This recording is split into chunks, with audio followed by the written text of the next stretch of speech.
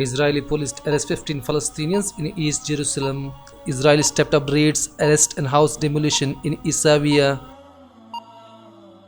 Israel puts longest serving inmate in solitary cell. Nail Barghouti 62 spent 40 years of his life in Israeli jails. Israeli settlement breach international law. UN retrieves its position on Israel settlement in occupied Palestinian lands. EU maintains stance on Israeli settlements. EU foreign policy chief says all settlement activity illegally under international law. Russia slams US decision on illegal Israeli settlements. Russian foreign ministry says US move undermines international basis of Israeli-Palestinian settlements.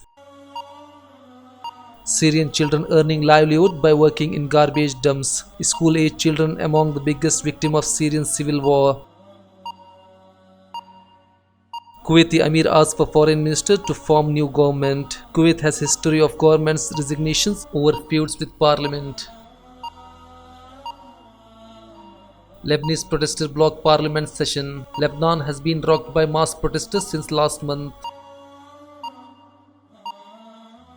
Indonesia slams US move on illegal Israeli settlements. US stance is against international law and UNSC resolutions, says Indonesian foreign minister. Key Taliban prisoner released after delay. 3 militant later freed for swap with 2 foreign teachers abducted from Kabul in 2016. Turkish military chief meets Pakistani army chief. They discuss regional security steps to further enhance bilateral defense cooperation, says Pakistani army spokesman. Pakistan's ex-premier flies to London for treatment. 3-time premier suffering from acute bleeding disorder.